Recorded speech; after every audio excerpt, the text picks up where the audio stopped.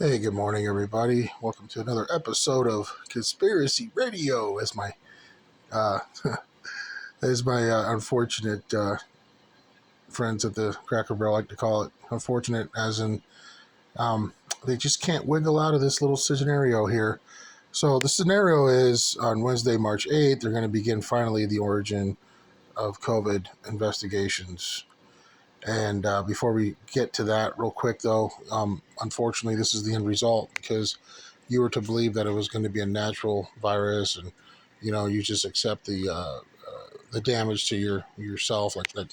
Obviously, you can hear from me.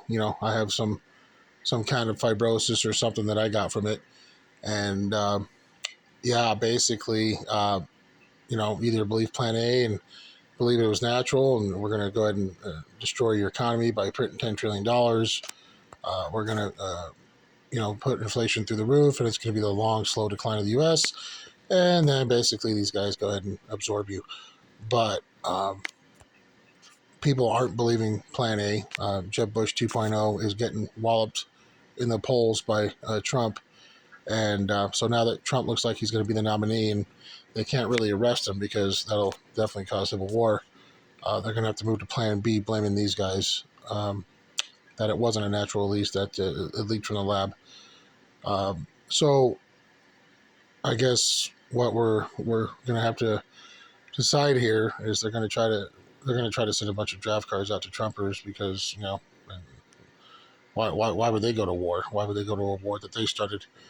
But in the meantime, I just wanted to go ahead and just kind of let you look at this well-oiled machine. We may have better equipment, we may have better technology. What they have is numbers, and this is nothing. I mean, they have probably 50 times the amount of these, and they just keep coming.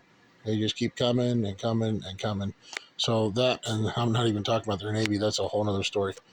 But in the meantime, it's just gonna be fun to watch these morning breakfast flakes here on Fox, the deep state, kind of, act like they had no complicity in all this, and wiggle their way out of their soon-to-be punishment for this. So, before we begin the COVID stuff, just kind of watch what this guy says, and we're gonna go to the balloon. They're not cowed by anything. They let the balloon.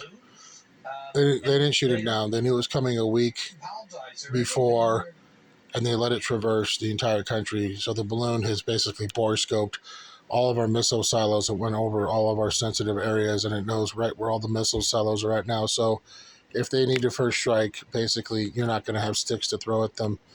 So this guy's saying, oh yeah, we shot down their balloon. We didn't shoot down shit, asshole. Biden's complicit and compromised. That's why he let it traverse the entire country. Now, I just want to ask you about the COVID.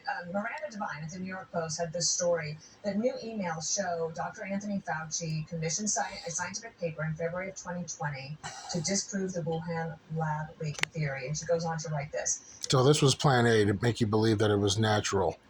House Oversight Subcommittee published emails. This was Alec Murdaugh saying he was nowhere near the murder scene of his wife and kid. Sunday, in which the paper's co-author admits Fauci prompted him to write the paper with the goal of disproving the lab leak theory. This would be quite explosive, Bill. Yeah, it would, because he's effectively using government resources to tout the orthodoxy, which we know now is not true. That's a sign of what everyone was up against. So now we know that Murdaugh was at the murder scene. They just wouldn't look at the question in an open and honest way.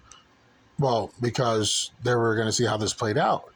But now that they see that you're not buying the lie, and that most of you have been fucking finally red-pilled, now they have to move to Plan B. And 8 weeks later, Bill, he was at a White House press conference and referred to the letter that he approved. Right.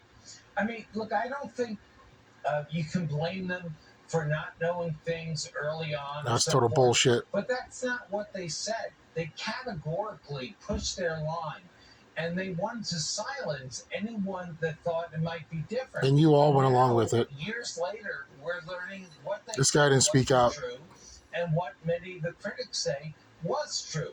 Even the government has come around to that point of view in terms of the lab. We'll see how many do in the end. Bill, nice to see you. Bill McGurk. Yeah, well, unfortunately, Putin and Ping don't care what you think. So that's where this is at now.